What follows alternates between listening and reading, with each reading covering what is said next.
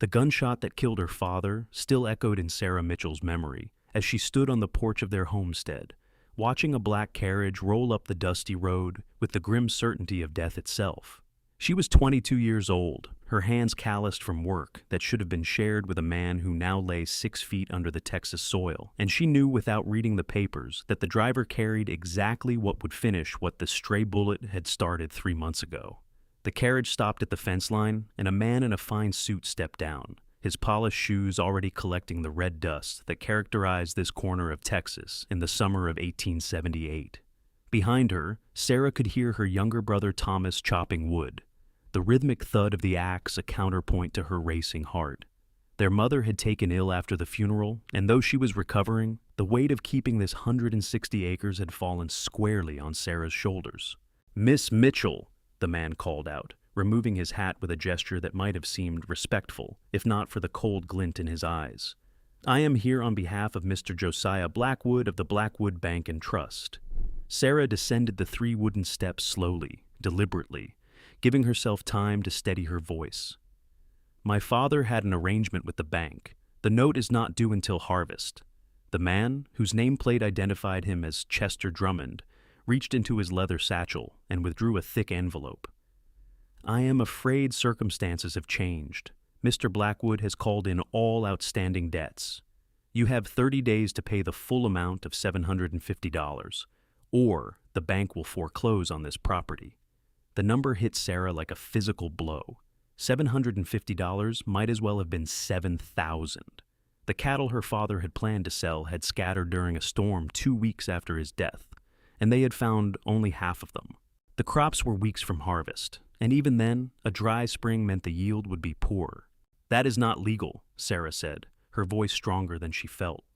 "The contract states clearly that payment is due after harvest. I have read it myself a dozen times." Drummond smiled, and it was the smile of a man who held all the cards and knew it. "There is a clause, Miss Mitchell. In the event of the debtor's death, the bank may require immediate payment. Your father's unfortunate passing triggered that clause." "My father was shot by a drunk cowhand who thought he was someone else," Sarah said, her hands clenching into fists. "He was murdered, and now you want to take everything he worked for?" "The bank sympathizes with your loss," Drummond said, though his tone suggested otherwise. "However, business is business. 30 days, Miss Mitchell. Good day." He climbed back into his carriage and departed, leaving Sarah standing in a cloud of dust with a future that had suddenly become as uncertain as smoke. She looked down at the papers in her hand, the legal words swimming before her eyes. Behind her, the axe had gone silent, and she turned to find Thomas standing on the porch, his 16-year-old face drawn with worry. "Sarah?" he asked. 30 days, she said quietly. "We have 30 days to find $750, or we lose everything." Thomas's face went pale. Their mother was in no condition to travel, and even if she were, where would they go? Sarah had been born in this house, had learned to walk on these wooden floors, had buried her father under the oak tree on the eastern boundary. The thought of losing it, of some banker in town taking it because of words on paper, filled her with a rage that threatened to overwhelm her grief. "We will figure something out," Thomas said, trying to sound confident. "We always do." Sarah wanted to believe him, but as she looked out over the land that had been in her family for 10 years, ever since the Mitchell family had come west from Missouri seeking a better life, she could not see a path forward that did not end in ruin. The town of Red Creek was an hour's ride from the homestead, and Sarah made the journey the next morning on their old mare, Daisy. The streets were busy with the usual chaos of a frontier town, cowboys fresh from the trail spending their pay in the saloons, merchants hawking their wares, and women in their best dresses parading past with parasols to shield them from the merciless sun. The Blackwood Bank and Trust sat on the corner of Main Street and 3rd, a 2-story building that seemed to loom over the surrounding structures like a judge over a courtroom. Sarah tied Daisy to the hitching post and steeled herself before pushing through the heavy oak doors. The interior was cool and dim, and Sarah's eyes took a moment to adjust. Behind a large desk sat a clerk, a thin man with spectacles who looked up with the bored expression of someone who had seen too many desperate people walk through those doors. "I need to speak with Mr. Blackwood," Sarah said. "Mr. Blackwood does not see people without an appointment," the clerk replied, returning his attention to the ledger before him. I am Sarah Mitchell. He sent his man to my home yesterday to foreclose on my family's homestead. I need to speak with him about the terms." The clerk's expression did not change. "Mr. Blackwood's terms are not negotiable. You received the notice. You have 30 days. "I have a right to speak with him," Sarah insisted, her voice rising. "My father did business with this bank for 10 years. He never missed a payment until the day he died. And his death triggered the acceleration clause," the clerk said with the practiced ease of someone who had delivered this news many times before. "There is nothing more to discuss." "Then I will wait," Sarah said, moving to one of the chairs along the wall. "I will sit here until he sees me." The clerk sighed but said nothing more. Sarah sat, her back straight, her hands folded in her lap, and waited. An hour passed, then 2. Other customers came and went, conducting their business with the clerk or one of the other bank employees. No one spoke to her, and she spoke to no one. It was nearly noon when a door at the back of the bank opened and a man emerged. He was in his 50s with silver hair and an expensive suit that spoke of wealth and power. He glanced at Sarah, then at the clerk, who whispered something in his ear. The man's eyes narrowed. "Miss Mitchell," he said, his voice smooth as oil. "I am Josiah Blackwood. I understand you wish to speak with me." Sarah stood, squaring her shoulders. "Yes, sir. I want to discuss the terms of my father's loan." "There is nothing to discuss," Blackwood said. "The terms are clearly stated in the contract your father signed.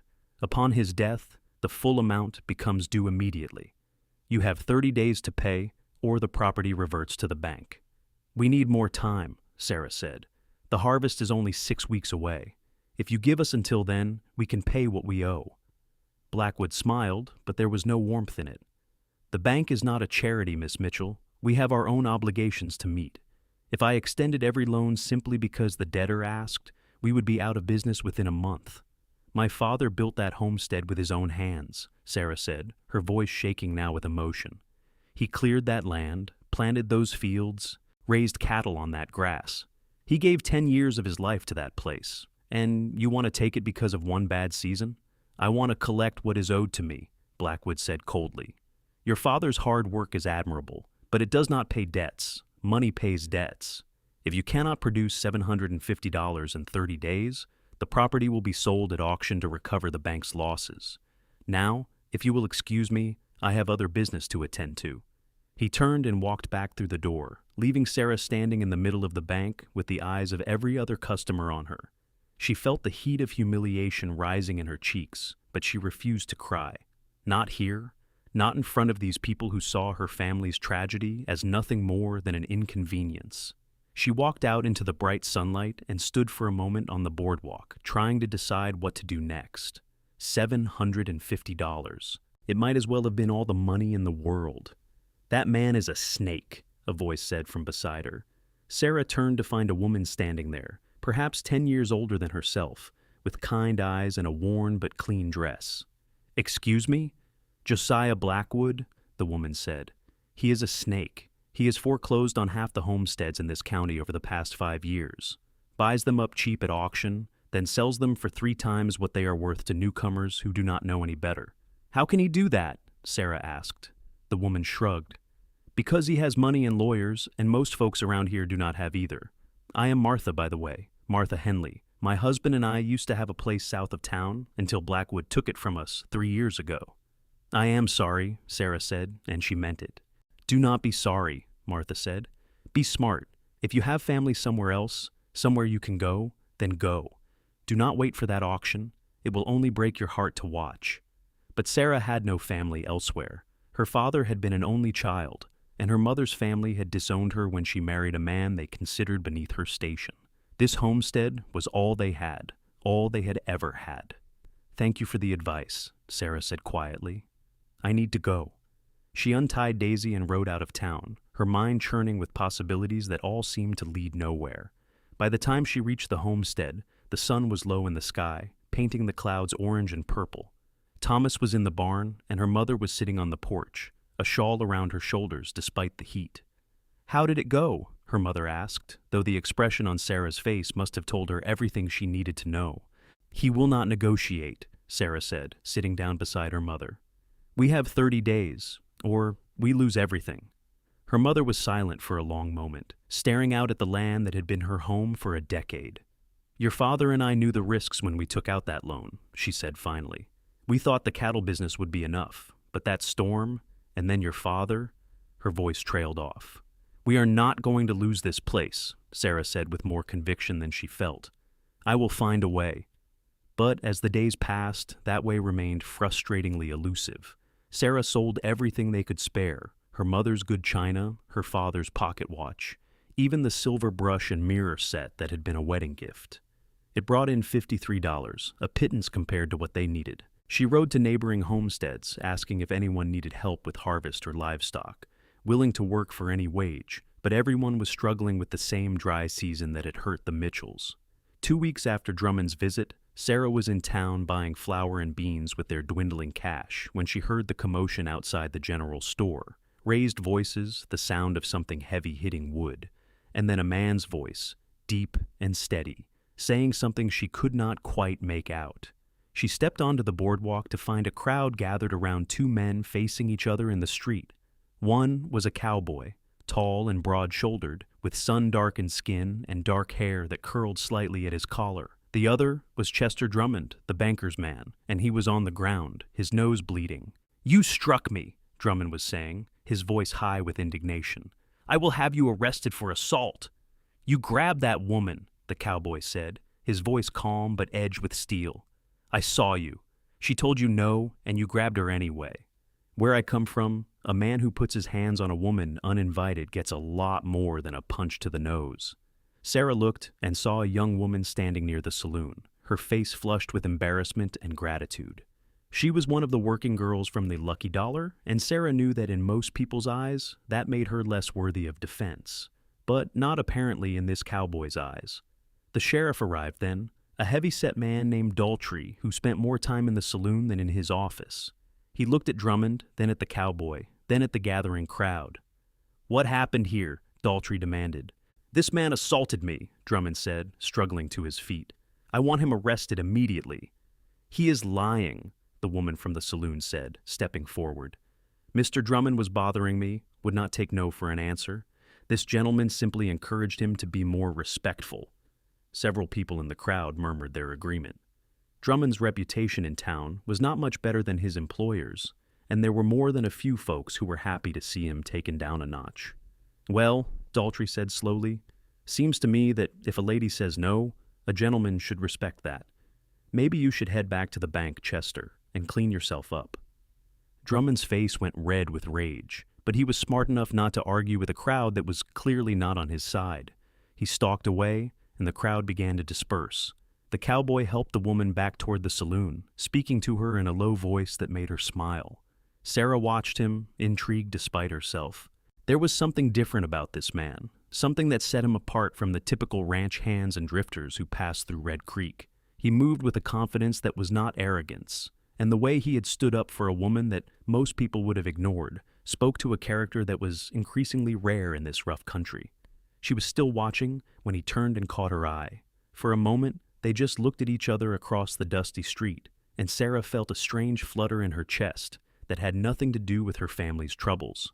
Then someone called her name, breaking the moment, and when she looked back, the cowboy was gone. That night, lying in her narrow bed and listening to the coyotes howl in the distance, Sarah found her thoughts returning to the scene in town. She wondered who the cowboy was, where he had come from, and why a man like that was in Red Creek. But mostly, she wondered why she was thinking about him at all when her family was 3 weeks away from losing everything. The next few days passed in a blur of work and worry. Sarah and Thomas worked from dawn until well past dark, trying to get the crops ready for an early harvest. But the plants were stunted from lack of rain, and Sarah knew even if they brought in every bushel, it would not be enough. Her mother grew more withdrawn, spending hours sitting in her rocking chair and staring at nothing, and Sarah worried that losing the homestead might break her completely. It was a Sunday when Sarah rode into town again, this time to speak with the pastor about whether the church might be able to help. She did not have much hope, knowing that most of the congregation was barely scraping by themselves, but she had to try everything. The church was a simple white building at the end of Main Street, and Sarah arrived just as the morning service was ending. She waited outside, watching families emerge into the sunshine, dressed in their Sunday best and talking in the cheerful voices of people whose immediate futures were secure. "Miss Mitchell," a voice said, and Sarah turned to find Pastor Williams approaching, his round face creased with concern. "I was sorry to hear about your troubles. How is your mother?" "She is struggling," Sarah admitted. "Pastor, I came to ask if there might be any way the church could help us. We are trying to raise money to pay off the bank, and I thought perhaps—" She trailed off as the pastor's expression grew pained. "I wish I could help you, Sarah. I truly do. But the church barely has enough to keep the roof repaired and the lamps lit. Most of our congregation are in similar straits to your own family." Sarah had expected this answer, but it still hurt to hear it. "I understand. Thank you anyway, Pastor." She was turning to leave when a voice behind her said, "Excuse me, miss, I could not help but overhear. Are you the Sarah Mitchell from the Homestead, west of town?" Sarah turned to find the cowboy from the previous week standing there, his hat in his hands. Up close, she could see that his eyes were a deep brown, almost black, and there was a scar along his jaw that looked like it had been earned the hard way. "Yes," Sarah said cautiously. "And you are?" "My name is James Colton," he said. "I have been working at the Double R Ranch for the past month, but I am looking to settle somewhere more permanent. I heard in town that you might be in some financial difficulty." Sarah felt her cheeks flush with embarrassment. Of course, the whole town knew about their troubles. In a place like Red Creek, everyone knew everything. "I do not see how that is your concern, Mr. Colton." "It is not," he agreed. "But I also heard that Josiah Blackwood is the one trying to take your land, and I have a particular dislike for men who prey on those weaker than themselves." "I am not weak," Sarah said sharply. "I did not say you were," James replied calmly. "I said Blackwood preys on those in weaker positions than himself. There is a difference. A man who forecloses on a woman who just lost her father is not a man, but a vulture." Sarah studied him for a long moment. "Why do you care?" James was quiet, seeming to consider his answer carefully. "My mother was widowed when I was 14, he said finally. "My father was killed in the war, and when we could not pay the taxes on our land in Virginia, the county took it. We lost everything. I swore then that if I ever had the means, I would help people in similar situations. I have done well over the years, Miss Mitchell. I have money saved and no family to spend it on. I would like to help you keep your homestead." Sarah stared at him, not quite believing what she was hearing. "You want to give us money, a stranger?" "Not give," James said. "Loan. We can draw up papers, make it official. You can pay me back after harvest, or over several years if need be. I do not need the money immediately, and I do not believe in letting men like Blackwood win." It was too good to be true. It had to be. Sarah's mind raced with suspicions and questions. "What do you want in return?" "Nothing beyond repayment when you are able," James said. "Though I would not say no to a piece of your mother's pie if the rumors about her baking are true." He smiled, and it transformed his serious face into something warmer, almost boyish. Sarah found herself wanting to smile back, but she forced herself to remain cautious. "I need to think about this," she said, "and speak with my mother." "Of course," James said. "I am staying at the boarding house on 4th Street. You can find me there when you have decided." He tipped his hat and walked away, leaving Sarah standing outside the church with her mind reeling. Could it really be this simple? Could this stranger really be willing to save her family's homestead out of the goodness of his heart? It seemed impossible, but the alternative was watching Blackwood take everything, and that was unthinkable. She rode home slowly, turning the conversation over in her mind. When she arrived, Thomas was waiting with news of his own. "I found 10 more head of cattle up in the north pasture," he said excitedly. "They must have wandered farther than we thought after the storm. If we can sell them, that is at least another $100 toward the note." "That is good," Sarah said, though her mind was elsewhere. "Thomas, what would you say if I told you a stranger offered to loan us the money to pay off the bank?" Thomas's eyes widened. "Who? Why?" Sarah told him about James Colton, about the encounter in town and the conversation after church. Thomas listened with growing skepticism. "It sounds too good to be true," he said when she finished. "What if he is working with Blackwood? What if this is some kind of trick?" "What kind of trick?" Sarah asked. "If he pays off our debt, then Blackwood cannot foreclose. We keep the land." "But then we would owe this Colton fellow instead," Thomas pointed out. "What if his terms are even worse?" "He said we could draw up papers," Sarah said. "Make it legal and proper, And Pastor Williams was there. He heard the whole conversation. I do not think Mr. Colton would make such an offer in front of a man of God if he intended to cheat us. Thomas did not look convinced, but he also did not have a better solution. What does Ma think? I have not told her yet, Sarah admitted. I wanted to talk to you first. They found their mother in the kitchen, peeling potatoes for supper. When Sarah explained about James's offer, her mother set down her knife and looked at her daughter with tired eyes. Why would a stranger do this for us? She asked. He said his mother lost her home after his father died in the war, Sarah explained. He said he swore he would help people in similar situations, if he ever had the means. Her mother was quiet for a long time, her hands resting on the table. Finally, she said, Your father always told me that when someone offers you a hand when you are drowning, you do not question why. You grab it. So, you think we should accept? Sarah asked. I think we should talk to this Mr. Colton and see what his terms are, her mother said. And if they seem fair, then yes, we should accept. Pride is a luxury we cannot afford right now. The next morning, Sarah rode back to town, her heart beating fast with hope and anxiety. She found James Colton at the boarding house, sitting on the porch and reading a newspaper. He stood when he saw her approaching. Miss Mitchell, he said, have you made a decision? I want to discuss your terms, Sarah said, dismounting, if you are serious about this offer. I am very serious, James said. Please, sit. They sat in the two chairs on the porch, and James pulled out a piece of paper from his pocket. I had my lawyer friend draw up a basic agreement last night, he said. The terms are simple.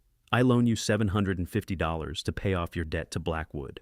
You have 5 years to pay me back, with interest of 2% per year. If you are able to pay sooner, there is no penalty. If you cannot make a payment in a given year, we can adjust the terms. I have no desire to take your land, Miss Mitchell. I only want to help you keep it. Sarah read the paper carefully, her father's lessons about contracts and agreements echoing in her mind. The terms seemed more than fair, almost too generous. She looked up at James, trying to read his expression. Why are you really doing this? She asked. James met her gaze steadily. I told you the truth. I know what it is like to lose your home through no fault of your own. I know what it does to a family. I have the means to prevent that from happening to you, so I am offering. If that makes me a fool in some people's eyes, then so be it. It does not make you a fool, Sarah said quietly. It makes you a good man, a rare thing in these parts. James smiled. I will take that as a yes, then? Sarah took a deep breath. Yes, but I want to add something to the agreement. If for any reason I cannot pay you back, the land goes to my brother Thomas, not to you. I need to know that no matter what happens, it stays in my family. Agreed, James said without hesitation. I will have my lawyer add that clause today.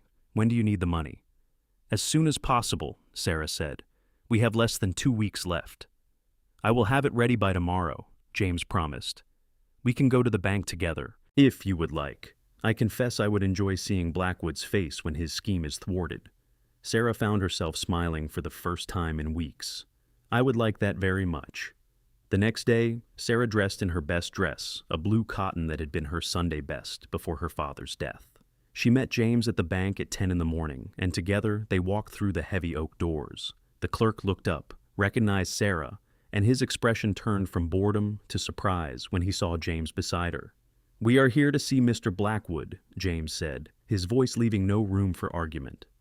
Mr. Blackwood is busy, the clerk began, but James simply walked past him toward the back office. Sarah followed, her heart pounding with a mixture of nervousness and satisfaction.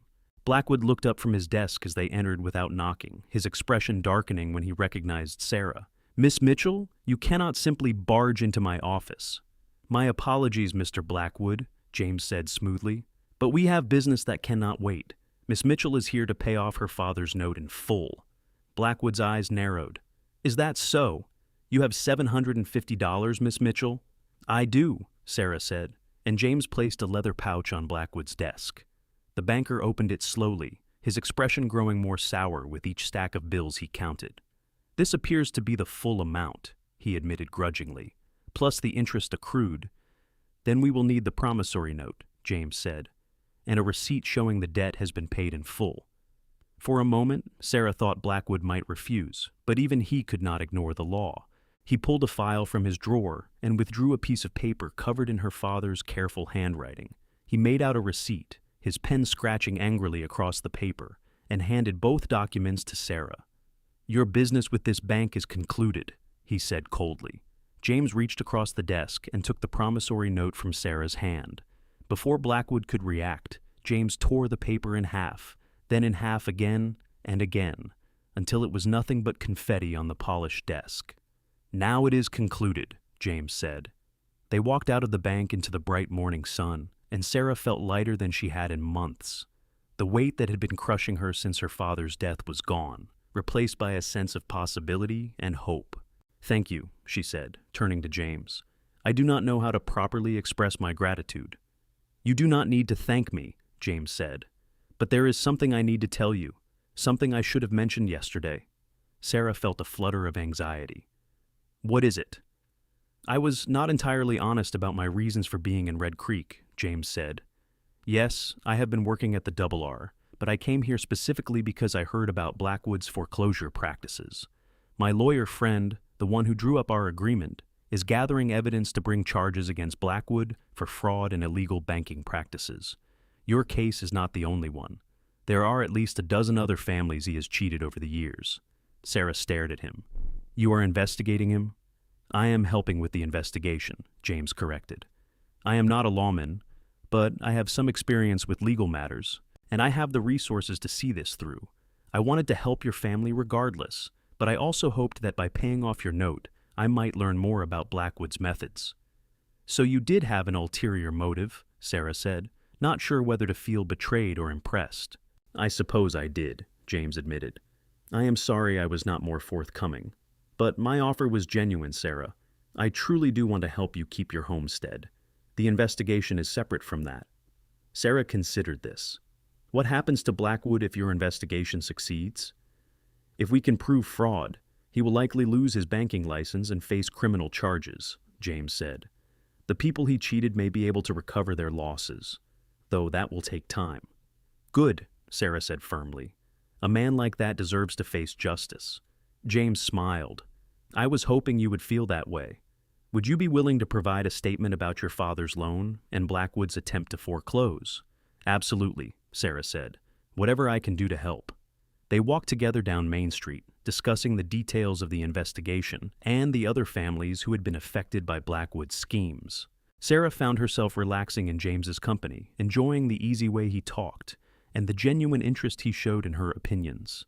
It had been a long time since a man had treated her as an equal, not as someone to be protected or dismissed. "Would you like to have lunch?" James asked as they passed the hotel restaurant. "I know a lady of your standing probably should not be seen dining alone with a man, but I would like to hear more about your homestead and your plans for the future." Sarah knew he was right about the propriety, but she found she did not care. "I would like that," she said. They sat at a table by the window, and Sarah ordered the chicken and dumplings while James got the beef stew. As they ate, Sarah told him about the homestead, about the struggles of the past few years and the plans her father had made before his death. James listened attentively, asking questions that showed he understood the difficulties of ranching and farming in this harsh country. "You clearly know something about this life," Sarah observed. "Are you a rancher yourself?" "I was once," James said. "After we lost our land in Virginia, my mother and I moved west. I worked as a ranch hand for several years, saved every penny, and eventually bought a small spread in Colorado. I built it up over 10 years, and then I sold it for a tidy profit. Now I do this, investing in land and helping people where I can." "Do you miss it?" Sarah asked. "Having your own place?" James was quiet for a moment, his expression thoughtful.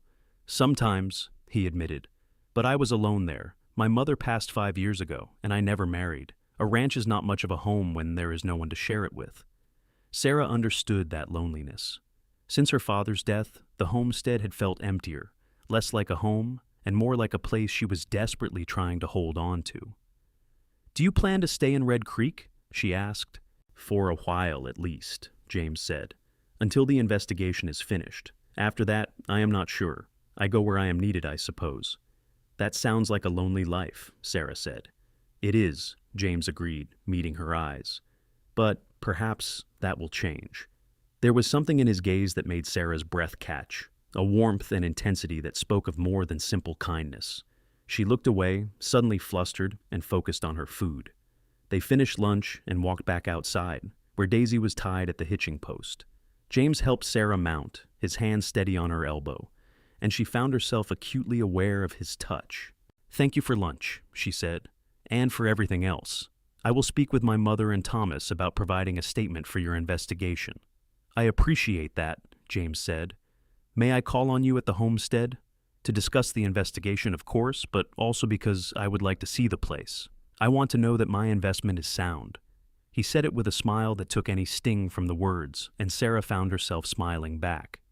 "You may call on us whenever you like, Mr. Colton. You have certainly earned that right." "James," he said. "Please call me James." "James," Sarah repeated, and she liked the way his name felt on her tongue. "Then you must call me Sarah." "Sarah," he said, and the way he said it made her heart flutter again. "I will see you soon." She rode home, with her mind full of thoughts that had nothing to do with banks or foreclosures. James Colton had entered her life like a sudden summer storm, unexpected and powerful, and Sarah had the feeling that nothing would quite be the same afterward. When she arrived at the homestead, her mother and Thomas were waiting anxiously on the porch. Sarah held up the receipt from the bank, and Thomas let out a whoop of joy. "We did it!" he shouted. "We actually did it!" Her mother descended the steps and pulled Sarah into a tight embrace. "Thank God," she whispered. "Thank God and Mr. Colton." That evening, they celebrated with a dinner of fried chicken and biscuits, and for the first time since her father's death, the house felt warm and alive. Thomas talked excitedly about his plans to expand the cattle herd, and their mother smiled more than she had in months. But that night, lying in bed, Sarah's thoughts turned again to James. She kept replaying their conversations, the way he had looked at her, the warmth in his eyes. She had not thought about romance since her father's death, had not had time for such things, but now she found herself wondering what it would be like to have a man like James in her life permanently. She told herself not to be foolish. James was a drifter, a man who went where he was needed, and then moved on. He had said as much himself, but still, as she drifted off to sleep, she dreamed of dark eyes and a steady voice, and a future that looked different than she had imagined. James called on them 3 days later, riding up to the homestead on a fine bay horse. Sarah saw him coming from the kitchen window and quickly checked her reflection, smoothing her hair and pinching her cheeks for color. Her mother noticed and hid a smile. "Your investor is here," she said innocently. "He is not my investor," Sarah protested. "He is our investor, the family's." "Of course," her mother said, but her tone suggested she was not fooled. Sarah went out to greet James, shading her eyes against the afternoon sun. He dismounted and removed his hat, and Sarah was struck again by how handsome he was, in a rough-edged way that was nothing like the soft town boys she had grown up with. "Good afternoon, Sarah," he said. "I hope I'm not intruding." "Not at all," Sarah said. "Would you like to see the property?" "I would like that very much," James said. Sarah led him on a tour of the homestead, showing him the fields where the crops were finally starting to look healthier after a week of rain, the pastures where the cattle grazed, and the creek that gave the town its name and provided water for the livestock. James asked intelligent questions and made observations that showed his ranching experience, and Sarah found herself enjoying his company more with each passing minute. They ended the tour at the oak tree where her father was buried. Sarah stood silently for a moment, looking at the simple wooden cross that marked the grave. "He would have liked you," she said quietly. "My father. He always respected people who kept their word and helped those in need." "I wish I could have known him," James said. "A man who could build all this and raise a daughter like you must have been remarkable." Sarah felt tears prick her eyes, the grief still fresh despite the months that had passed. "He was shot by accident," she said. "A cowboy from a ranch up north, drunk and looking for someone who had cheated him at cards. My father was just in the wrong place at the wrong time. The cowboy was hanged for it, but that does not bring my father back." James was quiet for a moment, then said, "My father died at Antietam. I was too young to fight, but old enough to understand what the war was doing to our country. When we got the news, my mother did not speak for 3 days. She just sat in her chair and stared at the wall. I think part of her died with him." "How did she recover?" Sarah asked. "Time," James said, "and necessity. We had to survive, so she found the strength to keep going. But she was never quite the same. Losing someone you love changes you in ways you cannot anticipate. Yes, Sarah said softly. It does. They stood together in the shade of the oak tree, two people who understood loss and the burden of moving forward when everything inside you wanted to stop. Sarah felt a connection to James in that moment, a recognition of shared pain and resilience. Thank you for showing me your home, James said finally. It is a good place, Sarah, worth fighting for. Yes, Sarah agreed. It is. They walked back to the house, where Sarah's mother invited James to stay for supper. He accepted, and they spent the evening around the table, talking and laughing in a way that felt natural and right.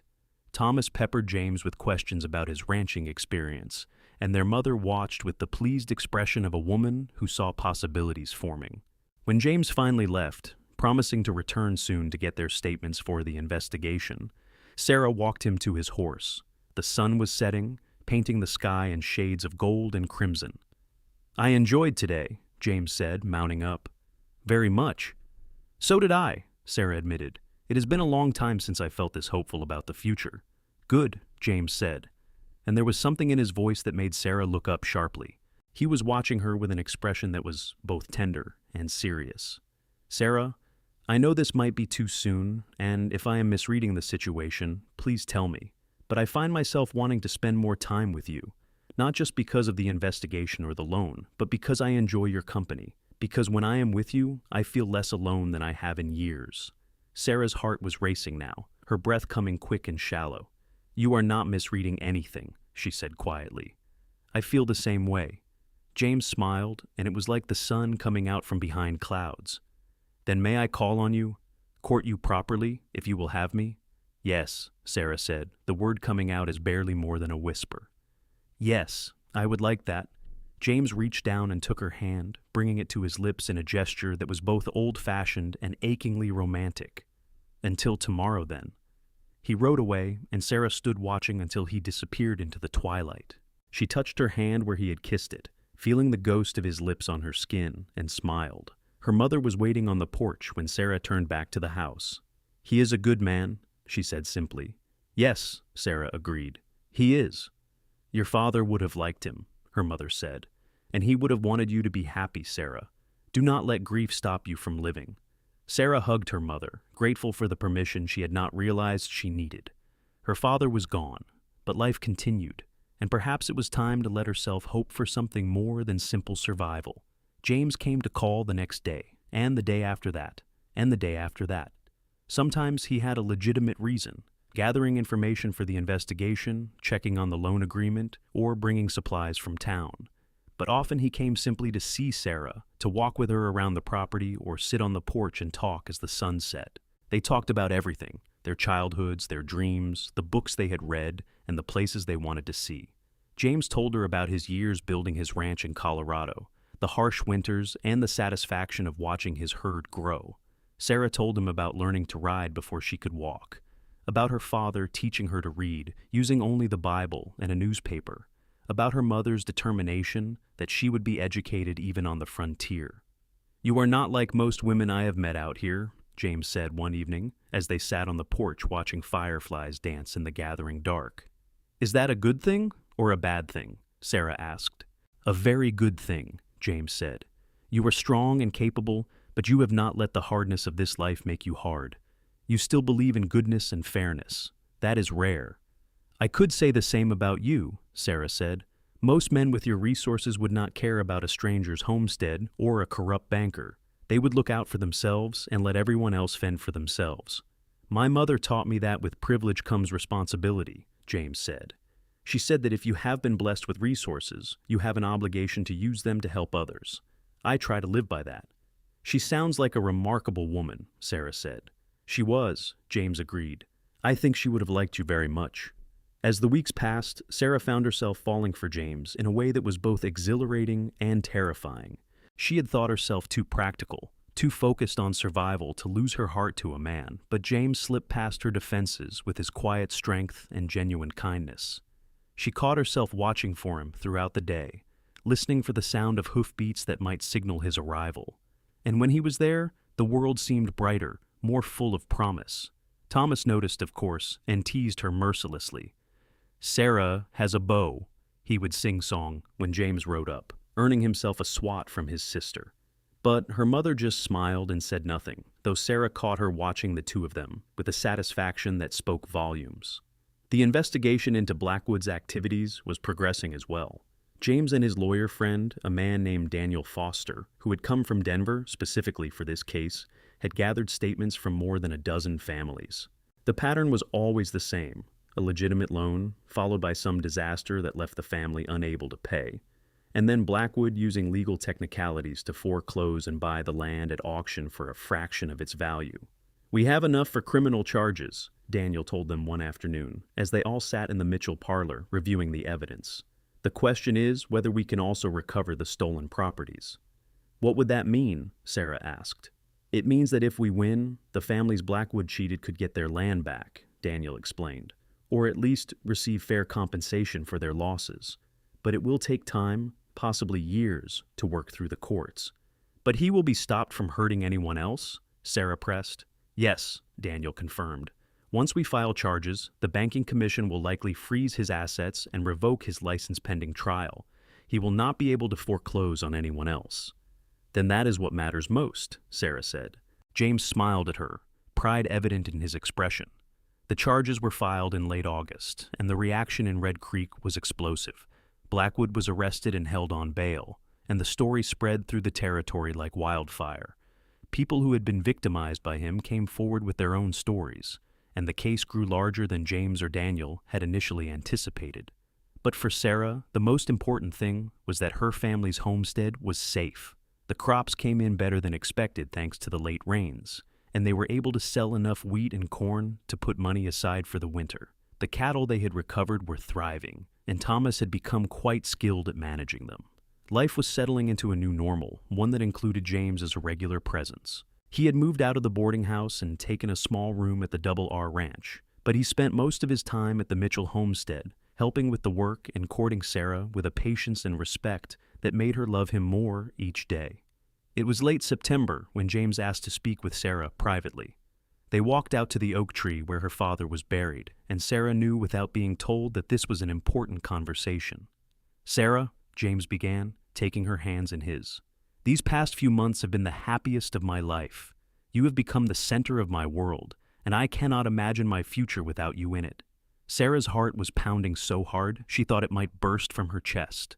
"I know it has only been a few months," James continued, "and if you need more time, I will wait as long as you need. But I love you, Sarah Mitchell, with everything I am, and if you will have me, I would be honored to be your husband." He pulled a ring from his pocket, a simple gold band with a small sapphire that caught the afternoon light. "This was my mother's," he said. "She would want you to have it." Sarah looked at the ring, then at James, and felt tears of joy streaming down her face. "Yes," she said, her voice breaking with emotion. "Yes, James, I will marry you." He slipped the ring onto her finger, and then he kissed her, soft and sweet and full of promise. When they finally broke apart, Sarah was laughing and crying at the same time. "I love you," she said. "I did not think I would ever feel this way about anyone, but I love you so much it frightens me." "Do not be frightened," James said, pulling her close. "I will spend the rest of my life making sure you never regret this decision." They walked back to the house hand in hand, and when they announced the engagement, Thomas let out a whoop, and her mother burst into happy tears.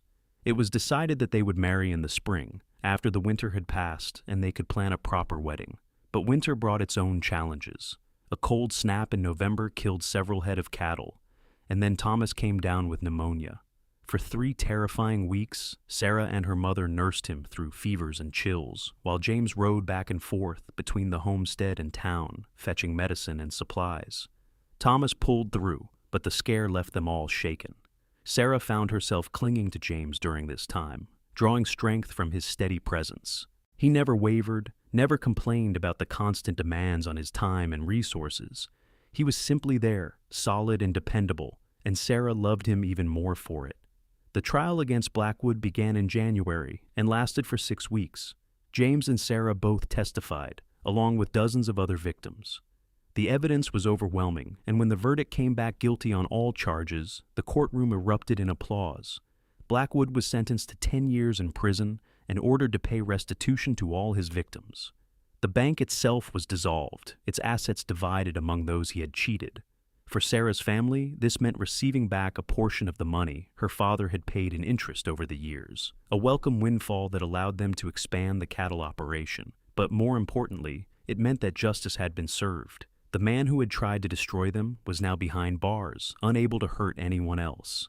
With the trial behind them, Sarah and James turned their attention to planning their wedding. It would be a simple affair, held at the church in Red Creek, with Pastor Williams officiating, but Sarah found herself looking forward to it with a joy she had not felt since before her father's death.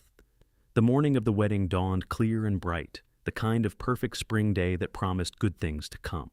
Sarah wore a dress that had been her grandmother's, altered to fit her by her mother's skilled hands. The lace was yellowed with age, but Sarah thought it was the most beautiful thing she had ever worn. James waited at the altar, handsome in a new suit, his dark eyes shining with love and anticipation. When Sarah walked down the aisle on Thomas's arm, she saw her entire future in James's face.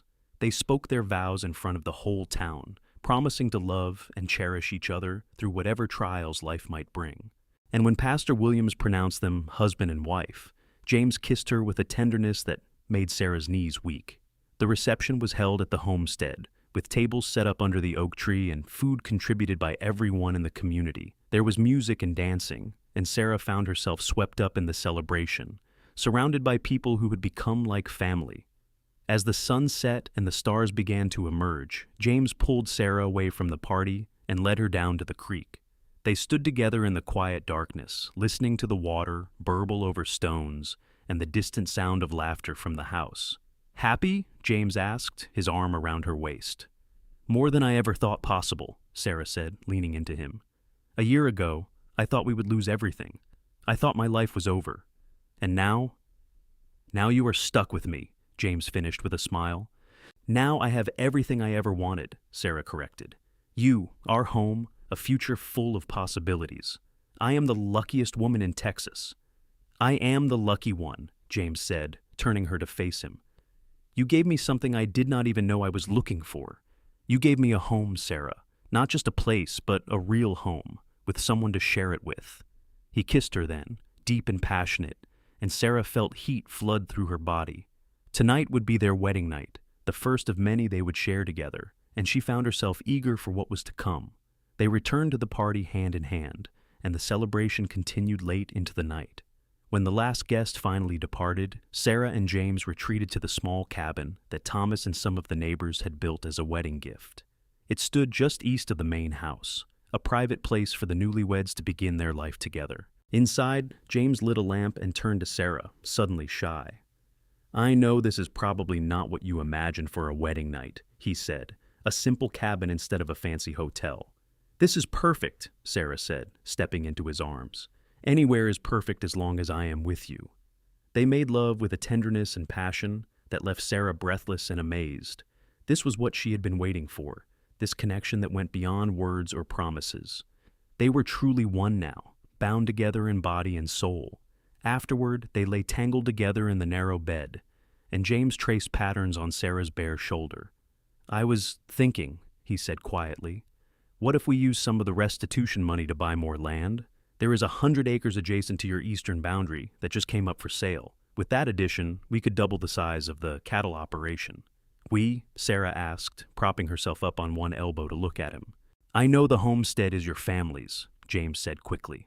"I am not trying to take over, but I thought, now that we are married, we could build it together, make it truly ours." Sarah kissed him softly. "I like the sound of that. Not your place or my place, but our place." "Our place," James repeated, smiling. "I like that too." They talked late into the night, making plans and dreaming dreams. And when Sarah finally fell asleep in her husband's arms, she knew that she had found something more precious than gold or land or security. She had found love, true and lasting, and it was worth more than all the homesteads in Texas. The years that followed were good ones. James and Sarah bought the adjacent land and expanded their cattle operation. And the Mitchell Ranch, as it came to be known, became one of the most successful in the region. Thomas grew into a capable rancher in his own right, eventually courting and marrying the daughter of a neighboring family. Sarah's mother lived to see her grandchildren born, 4 in total, over the span of 8 years. The first was a boy they named Robert, after Sarah's father. Then came twin girls, Emma and Elizabeth, who were as wild and fearless as their mother. Finally, there was another boy, James Jr., who had his father's dark eyes and steady temperament. The cabin where Sarah and James had spent their wedding night was expanded into a proper house, large enough for their growing family, but still humble enough to remember where they had come from. They kept the original cabin as a guest house, and Sarah often walked out there in the evenings to remember that first night and how far they had come. Josiah Blackwood died in prison after serving only 3 years of his sentence, and Sarah felt nothing but relief at the news. The man had caused so much suffering, and while she did not wish death on anyone, she could not mourn him. The money from the restitution went toward building a school in Red Creek, something Sarah had lobbied for tirelessly. She wanted the children of the region to have the education she had fought for, to have opportunities that went beyond simply surviving. James continued to help families in trouble, using his resources and knowledge to prevent others from falling victim to predatory lenders. He became known throughout the territory as a fair man, someone who could be trusted to do the right thing even when it was not the easy thing. On their 10th anniversary, James surprised Sarah with a trip to San Antonio, their first real vacation since the wedding. They left the children with Thomas and Sarah's mother and spent a week exploring the city, eating in restaurants and staying in a fancy hotel. On their last night, as they sat on the balcony of their room watching the stars, James took Sarah's hand. "Do you ever regret it?" he asked. "Marrying a drifter who showed up in your life when everything was falling apart?" Sarah laughed. "You are not a drifter anymore. You are a rancher and a husband and a father. And no, I do not regret it for 1 second. You saved us, James, not just from Blackwood, but from losing ourselves in grief and fear. You showed me that it was possible to be happy again." "You saved me too," James said quietly. "I was just going through the motions before I met you, helping people because I felt obligated, but never really connecting with anyone. You gave me a reason to stop moving and start living." They sat in comfortable silence, holding hands and watching the stars wheel overhead. Sarah thought about that day a decade ago, when a black carriage had rolled up to their homestead, carrying papers that threatened to destroy everything. She thought about the desperation she had felt, the certainty that her life was over. And then she thought about the cowboy who had stepped in, not because he had to, but because he could, because he was a good man who believed in helping those who needed it. "Thank you," she said softly, "for paying that note, for tearing it up, for giving me a future." "Thank you for letting me be part of that future," James replied, "for trusting me when you had every reason not to, for loving me even though I was a stranger." "You stopped being a stranger the moment you offered to help," Sarah said, "and you became my whole world the moment I said yes." They returned to the ranch the next day, to their children and their life, and the land that had been worth fighting for. The homestead that had almost been lost now thrived, a testament to hard work and determination, and the power of love to overcome even the darkest circumstances. Years continued to pass, marked by the changing of seasons and the milestones of their children's lives. Robert grew tall and strong, taking after his grandfather in his dedication to the land. The twins were bright and spirited, keeping their parents on their toes with their constant adventures. And James Jr. was the peacemaker, the one who could settle any dispute with his calm logic and gentle humor.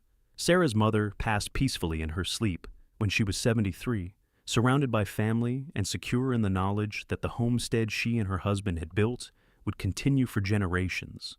They buried her next to Sarah's father, under the oak tree, and Sarah planted roses around both graves, tending them carefully every spring. Thomas eventually took over management of the eastern section of the ranch, building his own house there and raising his family on land that had almost been taken from them. He never forgot what James had done for them, and the two men became closer than brothers. As Sarah entered her 40s, she found herself increasingly involved in community affairs. She served on the school board, helped establish a library in Red Creek, and advocated tirelessly for the rights of women to own property in their own names. James supported her in all of this, proud of his wife's intelligence and determination. They faced challenges, of course. There were droughts and floods, sick cattle and failed crops, accidents and illnesses that tested their strength. But they faced them together, leaning on each other and the foundation they had built. The love that had begun in crisis had deepened and matured into something unshakable. On their 20th anniversary, their children threw them a party at the ranch. The whole county seemed to turn out. People who had known them for years, and newcomers who had heard the story of the banker and the cowboy and the homestead that was saved. Pastor Williams, now elderly but still sharp, gave a toast. "I have been blessed to know many couples in my years as a minister," he said, "but I have rarely seen two people more perfectly suited to each other than James and Sarah Colton. They have built not just a successful ranch, but a family, and a legacy that will endure for generations. They have shown us all what it means to face adversity with courage and to triumph through love and determination." Sarah looked at James, seeing the gray that had crept into his hair and the lines that 20 years of sun and wind had etched into his face. But she also saw the same dark eyes that had captured her heart in a dusty street in Red Creek, the same steady strength that had never wavered. "I love you," she mouthed, and he smiled, his whole face transforming with joy. "I love you too," he mouthed back. That night, after all the guests had gone and the children were finally asleep, Sarah and James walked out to their spot by the creek. It had become a tradition over the years, this private moment away from the demands of the ranch and family. 20 years, Sarah said, leaning against him. "It feels like yesterday and forever, all at the same time." "I know what you mean," James said. "Sometimes I still cannot believe my luck, that I happened to be in Red Creek at exactly the right moment, that I had the resources to help, that you were brave enough to take a chance on a stranger." "It was not luck," Sarah said firmly. "It was fate. We were meant to find each other, meant to build this life together. I believe that with everything I am." "Then I believe it too," James said, kissing the top of her head. "And I am grateful every day for whatever force of fate brought us together." They stood together in the darkness, listening to the familiar sounds of the ranch settling for the night. The cattle lowing in the distance, the horses moving in the barn, the wind rustling through the leaves of the oak tree where Sarah's parents rested. It was home, in every sense of the word, and it was theirs because a cowboy had cared enough to help, and a woman had been brave enough to trust. As they grew older, Sarah and James began to talk about the future, about what would happen to the ranch when they were gone. Robert had no interest in ranching, preferring to study law like Daniel Foster, who had become something of a mentor to him. But the twins loved the land as much as their parents did, and it was decided that they would inherit equal shares. James Jr. surprised everyone by announcing that he wanted to become a doctor. He had seen too much suffering on the frontier, he said, and wanted to do something to help. James and Sarah supported his decision, proud of their son's compassion and determination. On their 30th anniversary, the family gathered again, but this time it was a quieter affair. Just the children and their families, a meal around the big table in the house, and stories told late into the night. Sarah looked around the table at her grown children and their spouses, at the grandchildren who were starting to arrive, and felt a deep sense of contentment. This was what she and James had built, not just a successful ranch, but a family rooted in love and mutual respect. "What are you thinking about?" James asked later, as they prepared for bed. "I am thinking about how lucky we are," Sarah said. "How easily things could have gone differently. If Blackwood had succeeded in taking the homestead, if you had not been there, if I had been too proud to accept your help. But none of those things happened," James said, pulling her close. "We found each other, we built this life, and we have 30 years of memories to show for it. That is what matters." "Yes," Sarah agreed, resting her head on his shoulder. "That is what matters." They lived to see their grandchildren grow, to watch the ranch continue to prosper under Emma and Elizabeth's joint management, to celebrate Robert's success as a lawyer and James Jr.'s return to Red Creek as the town's first real doctor. They lived to see the frontier become less wild, the towns grow and prosper, the territory move towards statehood, and through it all, they had each other, the cowboy who had paid a note and torn it up, and the woman who had been brave enough to trust him. They had taken a crisis and turned it into a love story, had built a legacy that would endure long after they were gone. Sarah passed first. At the age of 76, her children and grandchildren gathered around her bed. Her last words were for James, who held her hand with the same tenderness he had shown on their wedding night so many years before. "Thank you," she whispered, "for everything, for saving us, for loving me, for giving me the most wonderful life." "No," James said, tears streaming down his weathered face. "Thank you. You were my home, Sarah, my heart, my everything. She smiled, and then she was gone, slipping away as peacefully as a sunset. They buried her under the oak tree with her parents, and James visited the grave every day for the remaining 2 years of his life. He joined her on a bright spring morning, dying in his sleep in the cabin where they had spent their wedding night. The family found him with a smile on his face, and they knew he had gone to be with his beloved Sarah. They were laid to rest together, their graves marked by a single headstone that bore both their names and a simple inscription: James and Sarah Colton, united in life and in death. Together, they built a legacy of love. The Mitchell Ranch, as it was still known despite the name change, continued to thrive for generations. Emma and Elizabeth raised their families there and their children after them, each generation adding to the legacy while honoring the foundation that James and Sarah had laid. And on quiet evenings, when the wind blew just right, people swore they could hear laughter from the direction of the old oak tree, the happy sounds of two souls who had found each other against all odds and built something beautiful that would never fade. The story of the banker who tried to foreclose and the cowboy who paid the note became legend in Red Creek and beyond, a tale told to illustrate the power of kindness and the triumph of love over adversity. Children grew up hearing about Sarah Mitchell and James Colton, about how they had faced down corruption and built a life together on the Texas frontier. But for those who had known them, who had seen the way James looked at Sarah, even after 50 years of marriage, who had witnessed Sarah's unwavering support for her husband's charitable work, it was not just a story. It was a testament to what was possible when two people found each other at exactly the right moment and had the courage to build something lasting. The homestead that had almost been lost became a symbol of perseverance and hope, a reminder that even in the darkest times, there are people who will step forward to help, and that love can bloom in the most unexpected circumstances.